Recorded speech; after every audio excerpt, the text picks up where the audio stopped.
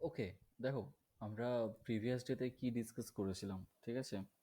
Previous ডেতে আমরা যে লাস্ট ডিসকাশন যেটা করেছিলাম সেটা হচ্ছে যে লোডসগুলো কি কি আসে, আর হচ্ছে যে সেই লোডের ইরেসপেক্টিভ অফ কন্ডিশনসগুলো কি কি হতে পারে, আর হচ্ছে যে আমাদের যে ডিজাইন মেথড যেগুলো হয় সেগুলো নিয়ে আমরা আজকে আলোচনা করব বলে ডিসকাস করেছিলাম, ঠিক আছে? মানে ডিজাইন মেথডগুলো কি হয়, যে working stress method WSM, limit state method LSM, আর হচ্ছে আলটিমেট লোড মেথড ওটা হচ্ছে ইউএলএম, ঠিক আছে? এই তিনটে যে মেথড রয়েছে এই তিনটে মেথডকে বলা হচ্ছে ডিজাইন মেথড অ্যাকচুয়ালি, ঠিক আছে? RC design method. তো আমি সেটা এখানে মেনশন করে দিলাম, আরসি ডিজাইন মেথড। ওকে, ফাইন। তো আজকে আমরা যেটা করব সেটা কি করব, আজকে আমরা ওয়ার্কিং স্ট্রেস মেথড মানে ডব্লিউএসএমটাকে, এই ডব্লিউএসএমটাকে নিয়ে আমরা আজকে ডিসকাস করব। ওকে, তো চলো ডিসকাস করা যাক এটা। তো ওয়ার্কিং স্ট্রেস মেথড যখনই বলা হয়, ডব্লিউএসএম কি বলা হয় এটাকে? ডব্লিউএসএম, এটার ফুল ফর্ম কি? ফুল ফর্ম হচ্ছে এটা ওয়ার্কিং স্ট্রেস মেথড, ঠিক আছে? এটা খুব পুরানো একটা মেথড। আমাদের কি বলে, লিমিটেড মেথড বা হচ্ছে যে আল্টিমেট লোড মেথড, এই মেথডটা আসার অনেক আগেই কিন্তু এই মেথডটা মানে ওয়ার্কিং স্ট্রেস মেথডটা ডেভেলপ হয়েছিল। তো এই যে মেথডটা যেটা ডেভেলপ হয়েছিল এটা কিন্তু totally based on elastic theory, ঠিক আছে? ইলাস্টিক থিওরির ওপর বেসড করে কিন্তু এটা প্রিপেয়ার হয়েছিল।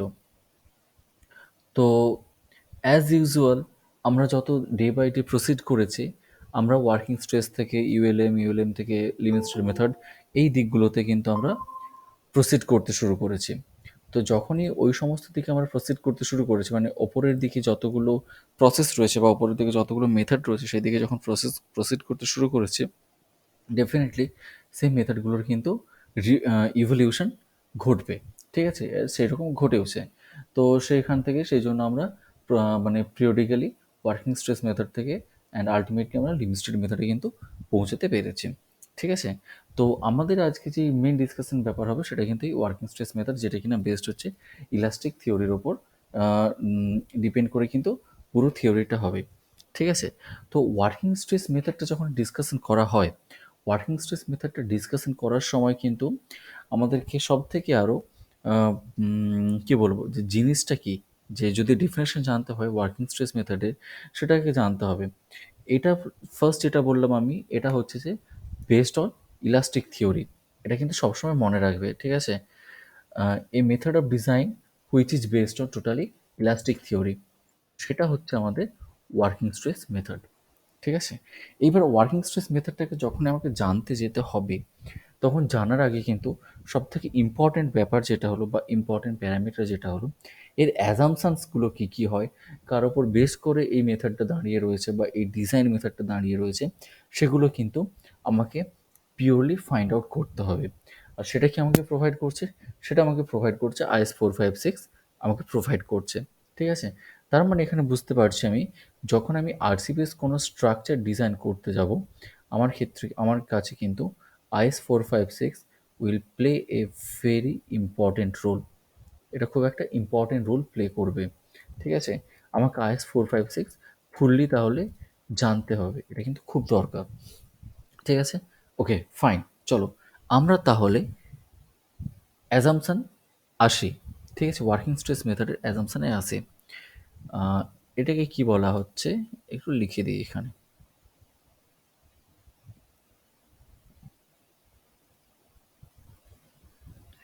অ্যাজাম্পশানস। ওকে, ফাইন। তো ফার্স্ট অ্যাসাম্পশনটা যেটা বলছে, এই section which is plane before bending remains plane even after bending, খুব একটা ইম্পর্টেন্ট টার্ম, খুব একটা ইম্পর্টেন্ট টার্ম। কেন ইম্পর্টেন্ট বলছি খুব একটা? কারণ এটার ওপর বেস করেই কিন্তু পুরো যে স্ট্রেস ডায়াগ্রাম, স্ট্রেন ডায়াগ্রাম যেটা, সেটা ডিফাইন হবে অ্যাকচুয়ালি, ঠিক আছে? অ্যাকচুয়ালি স্ট্রেস ডায়াগ্রামটা এখান থেকে আসে না, তো স্ট্রেস ডায়াগ্রামের জন্য তার জন্য টেস্ট করতে হবে মানে যে কংক্রিটের কিউবকে, কিন্তু স্ট্রেন ডায়াগ্রামটা যেটা সেটা আমরা এখান থেকে ডেফিনেটলিভাবে এই অ্যাসাম্পশনটা থেকে কিন্তু ডিফাইন করে দিতে পারবো। কি বলছে? এই section which is plane before bending remains plane after bending. এই section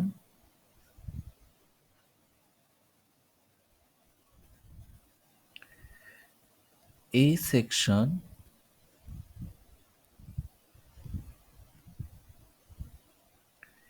which is plain before bending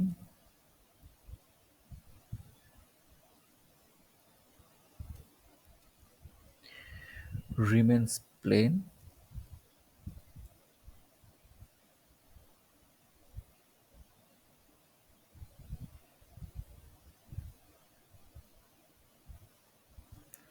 after bending। তো এই স্টেটমেন্টটা আমাকে জাস্টিফাই করতে হবে, ঠিক আছে? আমরা প্রত্যেকে কিন্তু থিওরি অফ বেন্ডিং পড়েছি। কিসে পড়ে এসেছি সেটা? সেটা আমরা পড়ে এসেছি আমাদের যে স্ট্রেংথ অফ মেটেরিয়ালস ছিল বা সাবজেক্ট সোম যেটা ছিল সেটাতে আমরা পড়ে এসেছি। তো এই যে অ্যাসাম্পশনটা যেটা রয়েছে, ফার্স্ট অ্যাসাম্পশনটা, এই অ্যাসাম্পশনটা কিন্তু সিগনিফাই করছে কি বলতো? এটা সিগনিফাই করছে এটা, সেটা হচ্ছে যে আমাদের যে স্ট্রেন যেটা রয়েছে, স্ট্রেনটা লিনিয়ারলি ভ্যারি করছে, এটাকে কিন্তু সিগনিফাই করছে।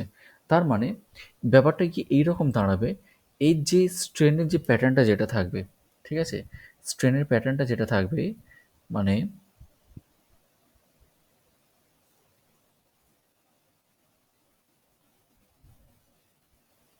এইরকম একটা প্রোফাইল থাকছে। তো এইরকম প্রোফাইলের জন্য স্ট্রেনটা যেটা সেটা কিন্তু লিনিয়ারলি ভ্যারি করবে, ঠিক আছে? এটা স্ট্রেন ডায়াগ্রামটা, এটা স্ট্রেন ডায়াগ্রামটা, এটা দেখো লিনিয়ারলি ভ্যারি করছে, ঠিক আছে? মানে এখানে থাকছে আমার এপসাইলন, এখানেও থাকছে এপসাইলন। তার মানে কি, যখনই এই জিনিসটা বলা হবে plane section remains plane even after bending, তখন কিন্তু সবসময় বুঝে নিতে হবে যে এটা যেটা আসছে এটা পিওরলি কিন্তু যখনই স্ট্রেনটা লিনিয়ারলি ভ্যারি করবে তখনই এটা পেতে পারবো, ঠিক আছে? তাছাড়া কিন্তু আমরা আর পাবো না। এইবার নেক্সট একটা অ্যাসাম্পশানে আসছে যেটা কি খুব একটা ইম্পর্ট্যান্ট রোল প্লে করে আমাদের ওয়ার্কিং স্ট্রেস মেথডটাকে ডিফাইন করার জন্য, ঠিক আছে? সেটা কি, যখন আমরা আরসিসি আর পিসিসির মধ্যে ডিফারেন্স করছিলাম, আগের ক্লাসে করছিলাম ওটা, আরসিসি আর পিসিসির মধ্যে যখন ডিফারেন্স করছিলাম, ঠিক আছে? একদিকে ছিল আরসিসি আর একটা পোর্শনে আমার কাছে ছিল পিসিসি। তো আরসিসির সাথে পিসিসির এটাই ডিফারেন্স হচ্ছিল মেন, যে একটাতে রেনফোর্সমেন্ট এমবেড রয়েছে, একটাতে রেনফোর্সমেন্ট এমবেড রয়েছে, আর একটাতে আমার কিন্তু পিওর কংক্রিট ব্লক রয়েছে, পিওর কংক্রিট ব্লক রয়েছে, ঠিক আছে? তো যখন কংক্রিট ব্লক থাকছে, পিওর কংক্রিট ব্লক থাকছে, তখন কী হবে, সেটা কিন্তু কোনো টেনসাইল ফোর্স বা টেনসাইল লোড কিন্তু ক্যারি করতে পারছিল না। That means no tensile stress, ঠিক আছে? No tensile stress. On the other hand of, in case of RCC, it carries some amount of tensile stress as because of tension জোনে আমার কিন্তু reinforcement provide করা ছিল, ঠিক আছে? So tensile stress will carried by RCC, এটা আমি পেয়েছিলাম। তার মানে সেকেন্ড অ্যাসাম্পশানে আমি এই ইনপুটটাই দেব যে all tensile stresses are taken up by steel and none by concrete. All tensile stresses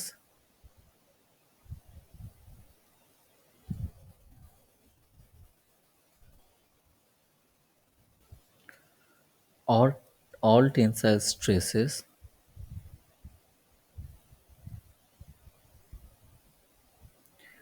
are taken by steel,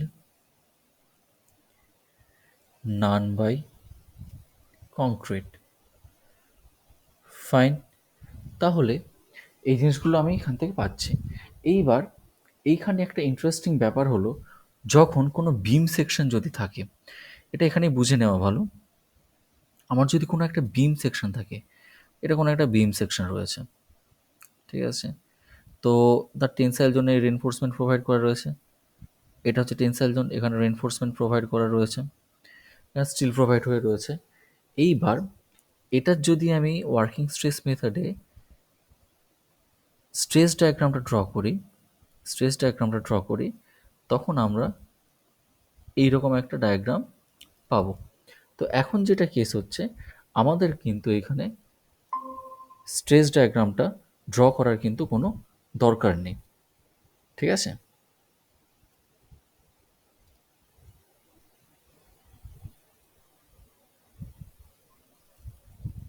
হ্যাঁ, শোনা যাচ্ছে আমাকে?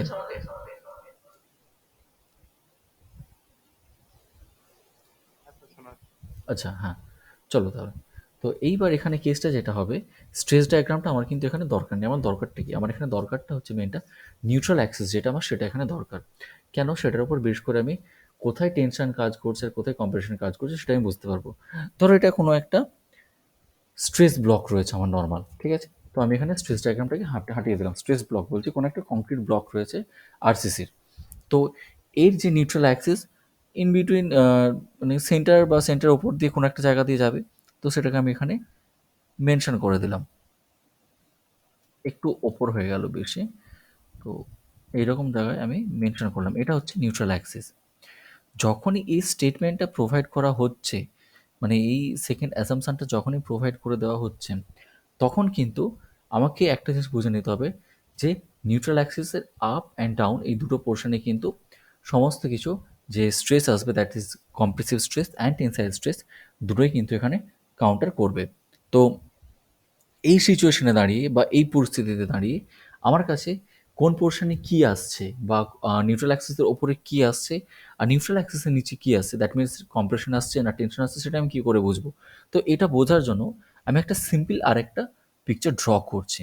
কেমন? একটা সিম্পল পিকচার ড্র করছি। সাপোজ এটা কোনো একটা বিমের ক্রস সেকশন। কেমন? এটা বিমের একটা ক্রস সেকশন রয়েছে। তো সিম্পলি সাপোর্টেড বিম রয়েছে, ওটার ওপরে ট্রান্সভার্সলি কোনো লোড আসছে। হলো, এটা ট্রান্সভার্স লোড আসছে, এটা যে কোনো একটা অ্যামাউন্টের ইউডিএল আসছে। ঠিক আছে? যখন এটা আসবে তখন কি হবে? এটা তো কি করবে? ডিফ্লেক্ট হওয়ার ট্রাই করবে। তো এখন আমি এটার সিমিলার প্যাটার্নে নিউট্রাল অ্যাক্সিসটা ড্র করছি।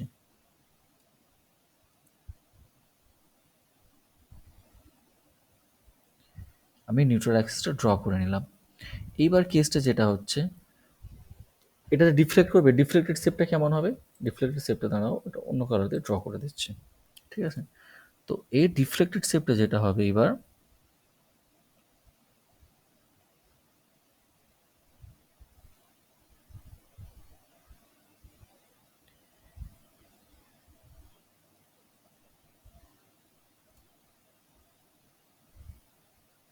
এরকম কোনো একটা ডিফ্লেক্টেড শেপ হবে, তখন নিউট্রাল অ্যাক্সিসটা এখানে যেটা ছিল সেটা একটু ডাউনওয়ার্ড শিফট হয়ে যাবে। এইরকম ডিফ্লেক্টেড শেপ আসবে, এরকম একটা ডিফ্লেক্টেড শেপ আসছে। তো এই যে ডিফ্লেক্টেড শেপটা আসছে,